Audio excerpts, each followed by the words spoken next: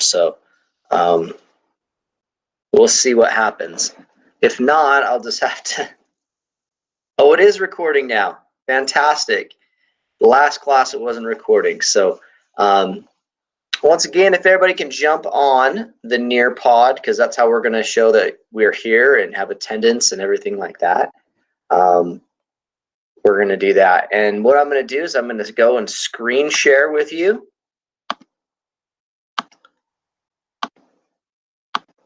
As we go through this.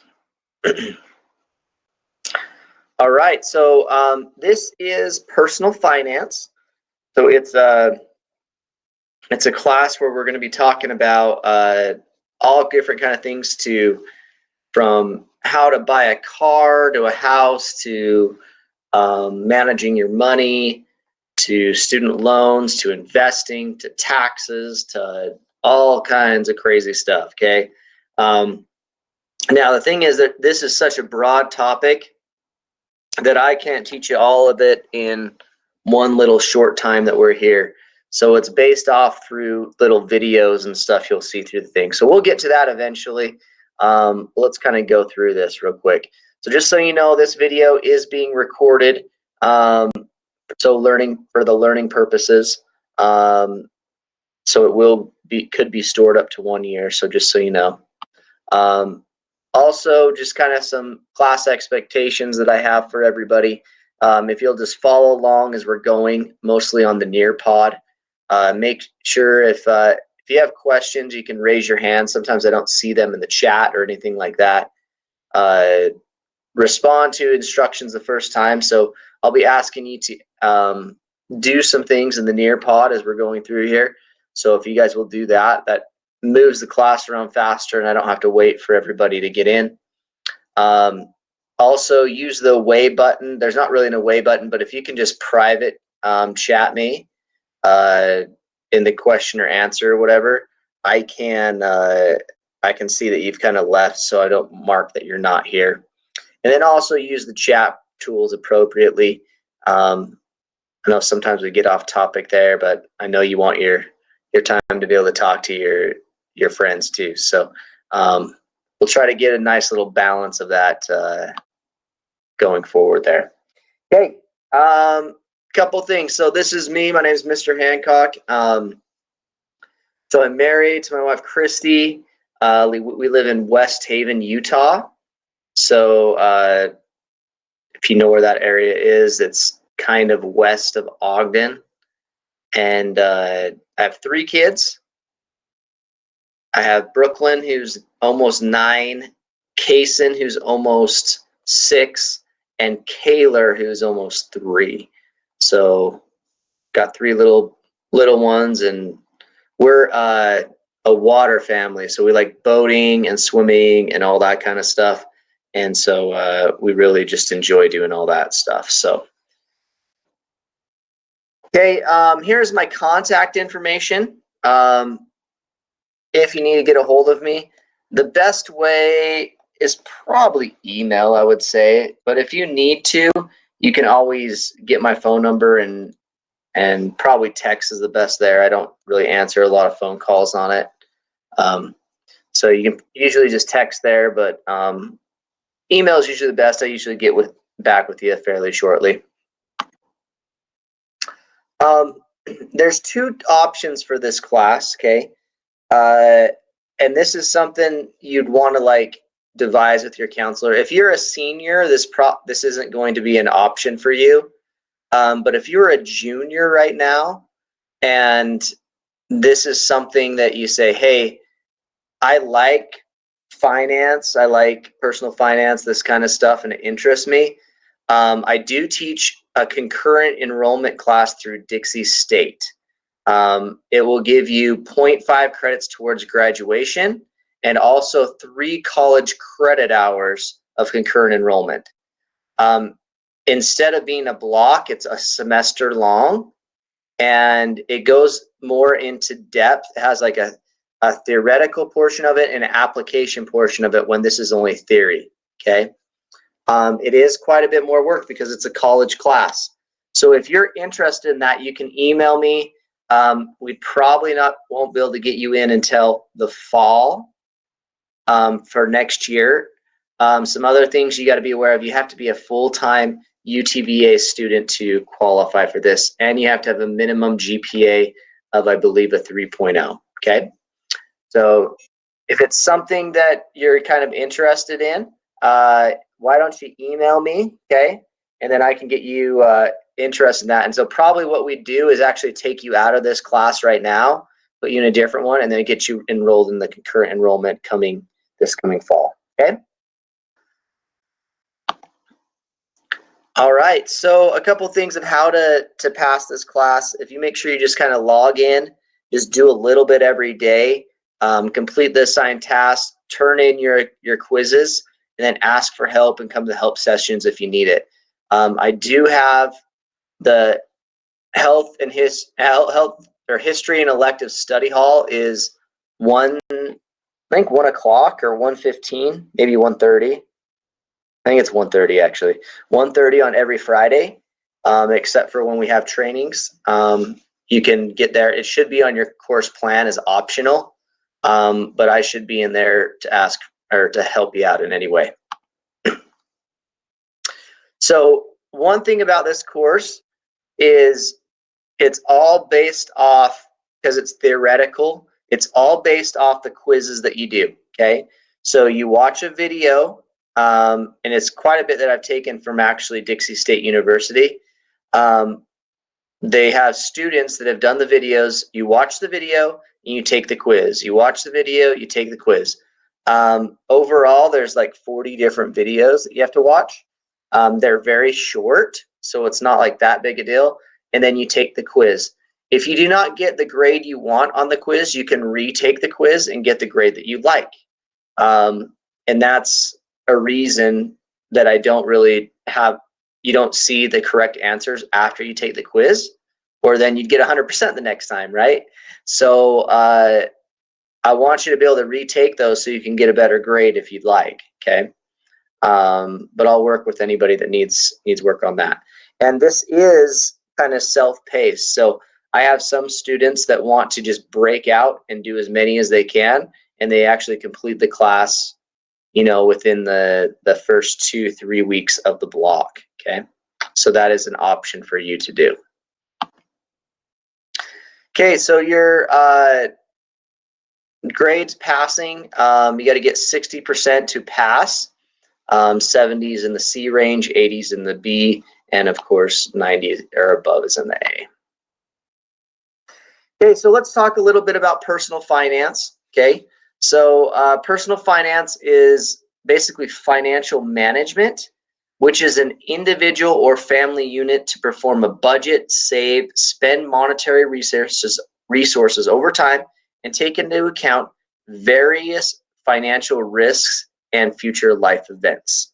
Okay, so for example, a situation that just happened to me, I had on my wife's side, we had a family member pass away. Okay, and so what happened there is we had to make sure that everything was taken care of, right? On her end, you have funeral expenses, you have what, you know, debts that she owed, you have all kinds of things that are important to know. We had to look at getting looking back at the trust to see, because there's certain dependents that need to be taken care of, and so we had to look back at the trust and figure out what's going on.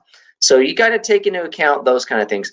Now that's kind of a sad scenario. Sorry, it's just on my mind because it happened not too long ago. But so such as things as maybe purchasing a car, purchasing a house, getting married, all of those kind of things.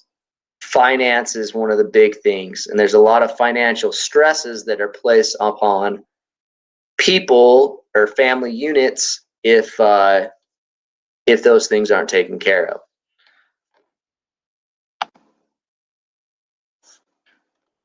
All right, so what we're going to do, we're going to watch one of these videos, okay? So you can kind of see what the video is like, okay? and there's some questions that you can be answered there. So if you want to watch it from your side, you can do it at your own pace.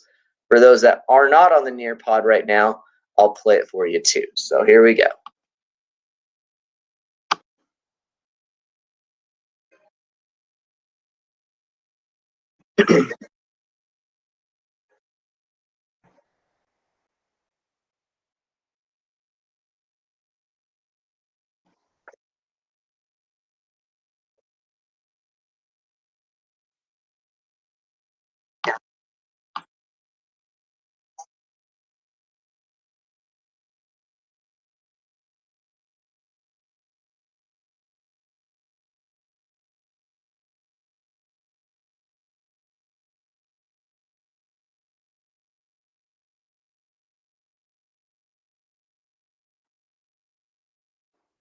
All right. So hopefully you're following along and you can watch this thing. But according to the video, and it looks like somebody's already posted, according to the video, money is emotional, worthless, everything logical. Okay.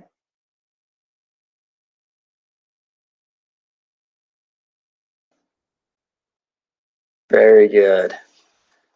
Thank you for those that are answering. And I think we got most people are, everybody so far has gotten it right.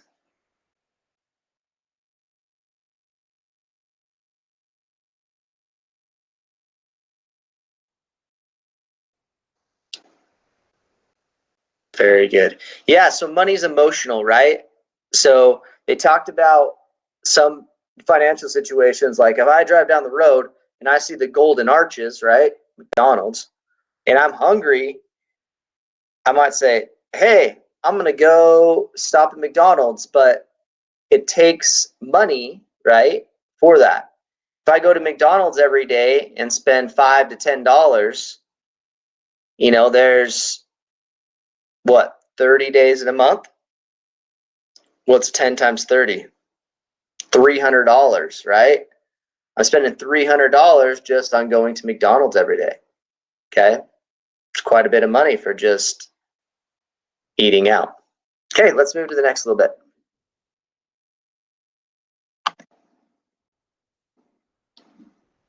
Oh, play.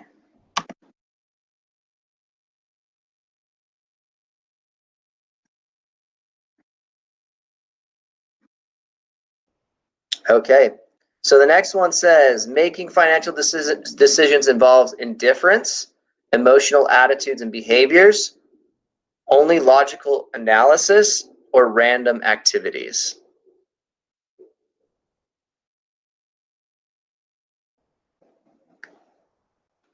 Very good. And it looks like most of you guys are getting that correct, or I guess everybody has that's answered. Emotions, attitudes, and behaviors, being able to control ourselves, right? Not being able to have to shop on Amazon every day and get something new. Okay. But it is fun, right? It's like Christmas every day when Amazon shows up. Okay, here we go.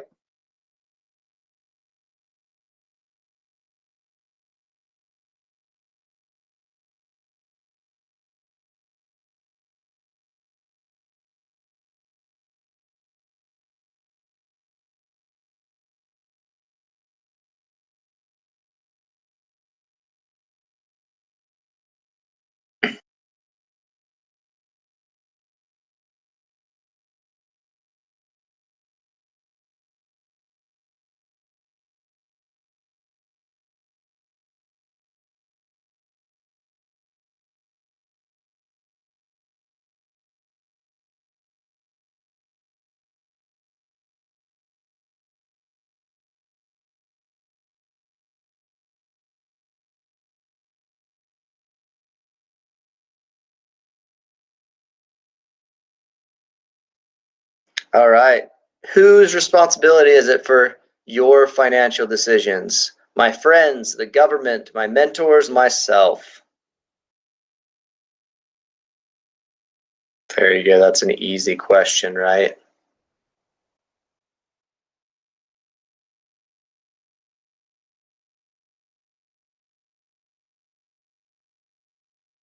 Very good. Yep. You are in control of your situations for your financial decisions.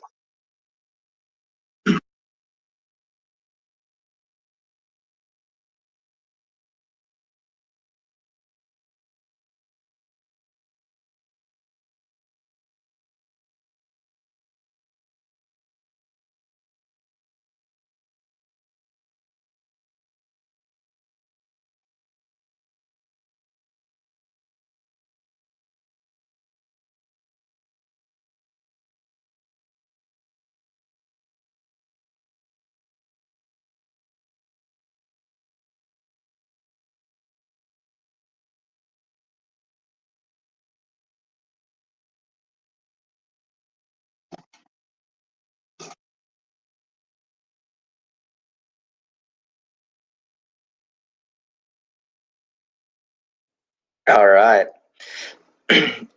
So just going through there,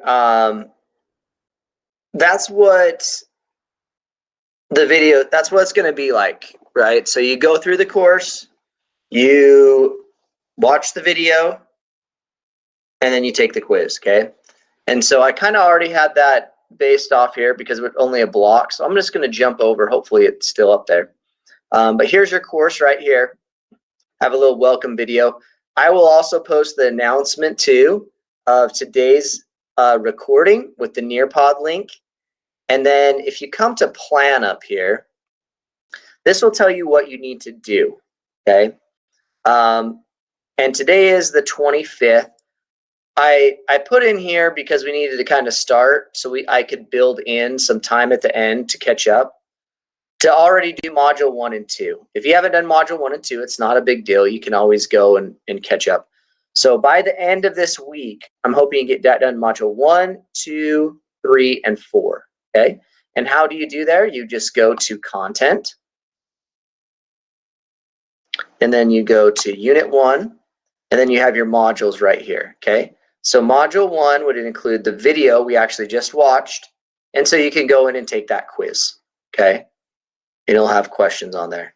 Then video 2, video 3, so on. Then you go to there. Each of them have like anywhere from 1 to 4 or 5 videos and quizzes in each. Okay. So pretty easy there. All right. So lesson 1, what we're going to be doing is analyzing the role of cultural, social, and emotional influences on financial behavior. Okay. And that's what we kind of talked about. Behavior is kind of a big thing to look at. So, you got to see what that says. Would you like to? Okay, so that'll just post up here. So what you're going to do is you're going to write down here. Okay. If you could buy anything in the world, what would it be? Okay. This is anything, right? Would it be the Xbox Series, whatever? Is that the new one? Is that what it's called? Or, okay, a house. Awesome. You know, I think if I were to buy anything, I think I'd want to buy a big yacht. I think so. Because then I could go and I could live like in Florida and then kind of move my way around to California, and then a yacht with a full crew. Yeah, I don't know if I do a full crew. I was thinking more of a yacht like that I could kind of do, you know, and bring my family out there. But a crew would be really nice because I don't know what I'm doing half the time. I'd have to learn a lot about the ocean and stuff like that. I know a little bit, but oh, is that an octopus? All right. Some people like exotic animals, you know. Think of the Tiger King, right? Make dinosaurs. So you're gonna play Jurassic Park, okay? All right. A Tesla car, 2 octopus, a panda. I haven't had that a lot, like exotic animals, but hey, that's cool, right? Hey Tyson, sorry, it's not gonna let you. It's not letting you put anything. I'll just make a note there. Thank you for letting me know, though. Okay, a travel van. Yeah, another thing I want to buy is like a big motorhome, right? Like I like being on the road, like driving and stuff. I think that'd be fun. A zoo of baby animals. But what happens when the babies grow up? My daughter always says, I want a kitten. I'm like, you already had a kitten, and now it's a cat. She's like, but I don't like the cat. I'm like, well, you're not getting a kitten. So, all right, so that's some good stuff there, okay? So we got another question here.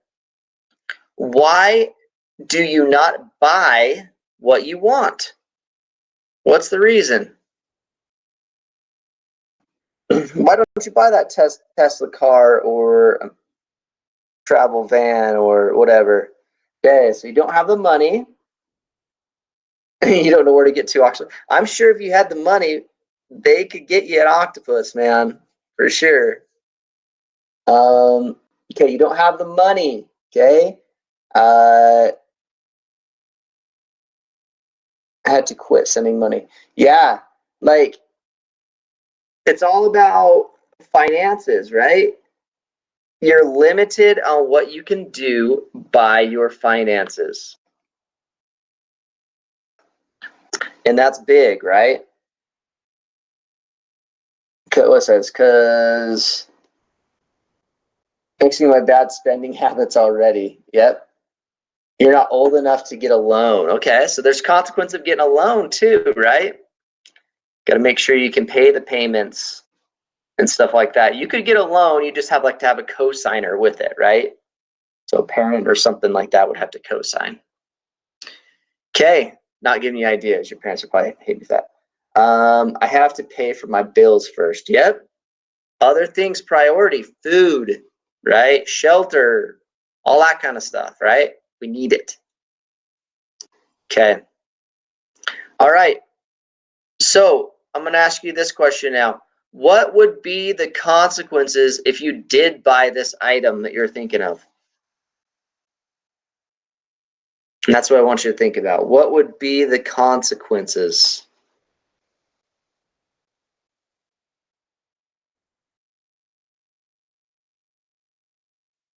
Okay. I would lose it because I can't afford it. Yep. Agreed. Okay. You'd go bankrupt. Yep. And that's not fun, right? You have to start all over again. 2 dead octopi. Is that what they're called? Like just one? And a broken heart. Yep. I would have a lot of my on my schedule would be in debt. I'd have to live in a car. Yeah, hey, if you bought the Tesla, you might have to live in the Tesla, right? Living in a car isn't the greatest, but if you have to, you do what you got to do, right?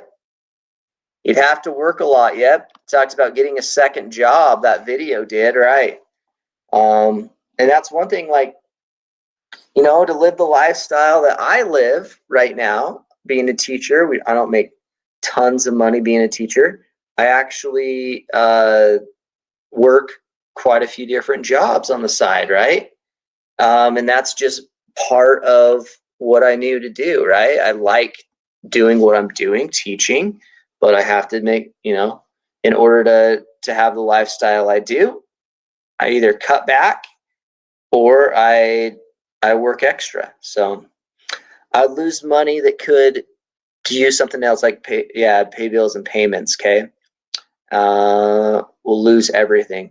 And I think there's a lot of variables that we'll talk about that you're not even familiar with. I mean, we talk about insurance. There's all different kinds of insurances that are needed to make sure you don't lose everything you have, right?